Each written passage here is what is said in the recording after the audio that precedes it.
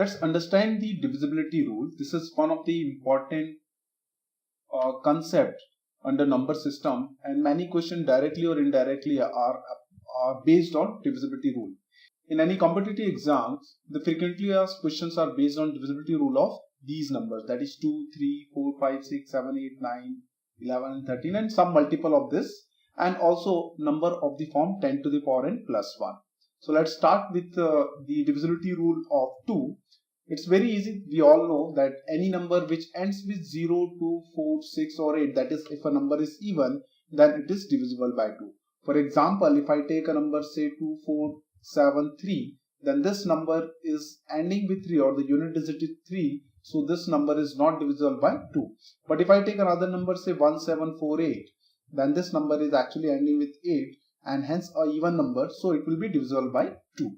Let's move to the important rule, that is divisibility rule of 3. So the divisibility rule of 3 is actually same as divisibility of 9 also. In fact, this rule is applicable for 9, but since 3 is the factor of 9, so the rule is equally applicable for 3 also. Now it says that if the sum of the digits of a number is multiple of 3, then the given number is divisible by 3. For example, in this question, we have been given to test whether this number is divisible by 3 or not. So the only thing which we need to do is to find the sum. So here the digit sum or the sum of the digit will be 4 plus 3 plus 3 plus 2 plus 3 plus 4. Now if we add it, we will getting it as 19. But since 19 is not a multiple of 3, so this number, that is for say 4,33,234, is not divisible by 3. Had it been 18 suppose, then the number would have been divisible by 3. I repeat, the same logic is used for divisibility rule of 9. There is very important note: if the number is not divisible by 3, that means it must give some kind of remainder. So the note here is regarding the remainder, and the remainder is whatever the remainder we obtain by dividing the sum of the digits with number 3 is the same remainder when the number itself is divided by 3. For example, if we want to find that what will be the remainder when this number is divided by 3. So we do not need to divide this number, this very big number by 3. What we have to do is we have to test the divisibility rule of 3. So here the sum of the digit is 19. To get the desired remainder, what we have to do is that we have to divide 19 by 3. Here we get the remainder as 1. So this is the same remainder when the given number, that is 4,33234, when divided by 3 will get the same remainder, that is 1. So that's the important note, that to get the remainder we have to just get the remainder of the sum of the digits rather than the number itself. Now let's move to the next segment, and that is divisibility rule of 4. Now the divisibility rule of 4 says that for any number to be divisible by 4, its last two digits has to be divisible by 4. For example, if the number is, say, take up this example itself. This is a very big number, and we need to find whether this number is divisible by 4 or not. So rather than checking for the entire number, what we have to do is that we have to take the last two digits, and here the last two digits of the number is 24, and we know that 24 is actually divisible by 4. We get the remainder as 0. So just checking the last two digits itself ensured that the entire number is divisible by 4 or not.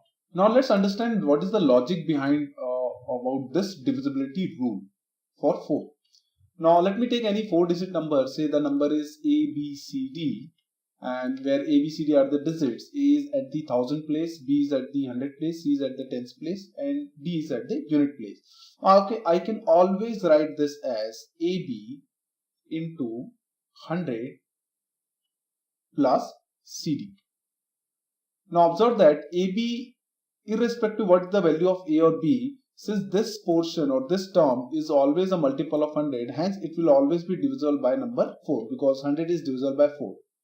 So for the entire number to be divisible, each of these terms should be divisible by 4. So if this number is divisible, or the first term is divisible by 4, then second term should also be divisible by 4. So that is the simple logic why this divisibility rule of 4 works. We can only we can break the number as a multiple of 100 plus the last two digits. So the first part will always be divisible by 4. The only thing left is whether the last two digit is divisible by 4 or not. Now let's move to the divisibility rule of 5. It's very simple that the last digit has to be either 0 or 5. This is very easy. We all know right from maybe class 3rd or 4th. Now let's take the divisibility rule of 6. So 6 is not a prime number. So it's a composite number. So what we have to do is for such numbers which are composite, we break it into prime factors or numbers which are co-prime to each other. And since 6 is equal to 2 into 3, then for any number to be divisible by 6, it has to be divisible by both 2 and 3. Since we know the logic or the divisibility rule of 2 and 3, so we have to apply both the rules to ensure that whether the number is divisible by 6 or not. For example, we have to test whether this number is divisible by 6 or not. So since 6 is equal to 2 into 3, we can say that the number is divisible by 2 because in the unit place the number is 2 or the given number is an even number, so it is divisible by 2. For 3, what we have to do is we have to take this sum of digits. So the sum of digits will be 4 plus 3 plus 6 plus 9 plus 5 plus 4 plus 3 plus 2. So if we add it, this will be 9 plus 9 plus 9, 27 plus 9, that is 36. Now since 36 is divisible by 3, so we can say that this number is also divisible by 3 and 2 as well. So the number is divisible by 6. The next is divisibility rule of 8. And for the divisibility rule of 8, we have to check the last 3 digits of the number. It is similar to what we have done for divisibility rule of 4, and we can also prove the rule by the same method. For example, if I take a 4-digit number ABCD, I can always write it as 1000 times of A and BCD.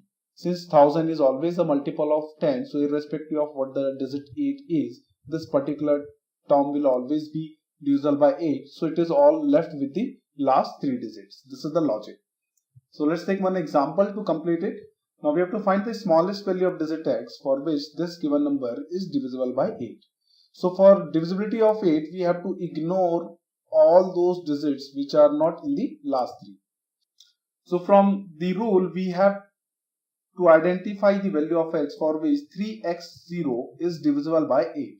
And we have to find the smallest such value. So we'll do some small hit and trial. If we take x is equal to 0, the number would be 300, but it is not divisible by 8.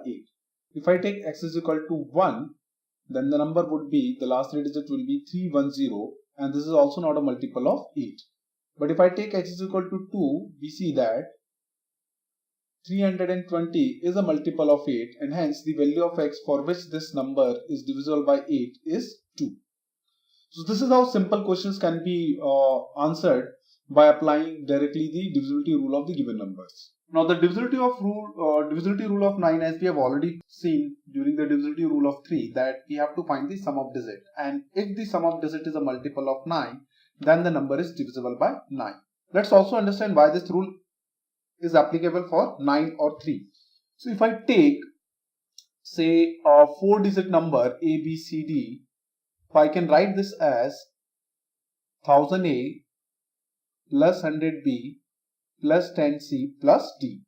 Now again I can write the first term 1000A as 999A plus A. 100B can be written as 99B plus B. 10C can be written as 9C plus C, and D can be written as D only. Now again rearranging these terms, I can write this as 999A plus 99B plus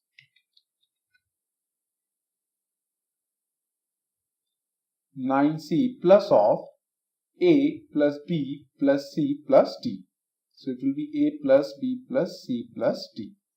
Now observe that these first 3 terms are multiple of 9 and also a multiple of 3. So these terms, irrespective what is the value of A, B or C, will always be divisible by 9. So it is left with the last term, that is we have clubbed all the single digit together, that is A plus B plus C plus D. So this is the logic that why we take only the sum of digits for checking the divisibility rule or for checking whether the number is divisible by 9 or 3. Now let's take an example to apply the logic which we have learned. So we have to find whether this number is divisible by 9 or not. So the only thing which we have to do is that we have to add these digits, and the digit sum will be I think this will be 10 plus 11 will be 21. Now this number, the sum of digit is 21. It is divisible by 3 but not by 9, because 21 appears in a multiple of 3 but not on 9. So this number is not divisible by 9. Important thing to note again here is that similar to what we have seen in divisibility rule of 3, whatever the remainder we obtain by sum of digit, for example here 21 we have got as the sum of digit. If I divide it by 9, so whatever remainder I get the remainder here as 3. So this will be the same remainder when this number is divided by 9. This is what this particular notice says. And obviously the divisibility rule of 10 is that the last digit should be 0. This is very easy. Everybody of us knows this.